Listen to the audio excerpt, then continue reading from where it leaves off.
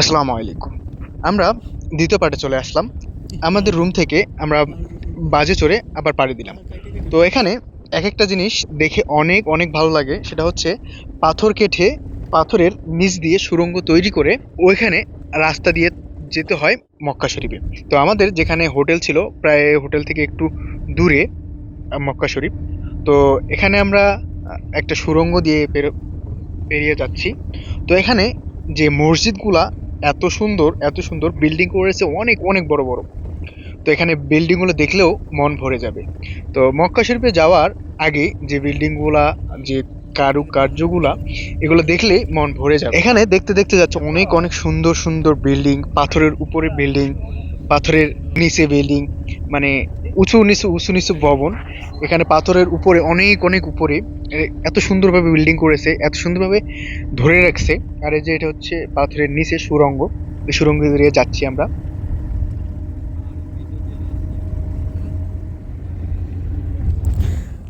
পাথরের গায়ে এত সুন্দরভাবে মানুষ কারুকার্য করে এত সুন্দর বিল্ডিং তৈরি করছে, আপনি দেখার পর অবাক হয়ে যাবেন, অবাক হয়ে যাবেন।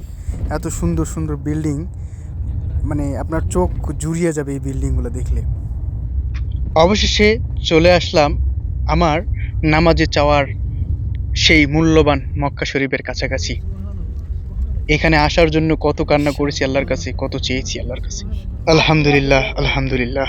তো মসজিদুল হারামের কাছাকাছি চলে আসছি আমরা, যেখানে এই যে ঘড়িটা দেখতে পায় সবাই, যে ঘড়িটার কাছাকাছি চলে আসলে এটা দেখার পরেই মনটা এমন এমন ব্যাকুল হয়ে উঠবে, মানে এক ছুটে এক ছুটে যেন এর মসজিদুল হারামের কাছাকাছি চলে যাই, এরকম মনে হবে। আমরা বাজের মধ্যেই মানে মানে শুকরিয়া, আল্লাহ তাআলার শুকরিয়া আদায় করতে করতে আমরা হচ্ছে বাস থেকে নামতে শুরু করলাম। তো নামার পর আমরা হাঁটতে শুরু করলাম মসজিদুল হারামের উদ্দেশ্যে। তো বিশেষ করে যখন এটা আমি এই ঘড়িটা যখন দেখছি, তো এই ঘড়িটা দেখার মানে ঘড়িটার দিকে তাকালেই মনে হয় যে কি মানে কোথায় আসলাম আমি। অবশেষে মক্কা শরীফের কাছাকাছি চলে আসলাম।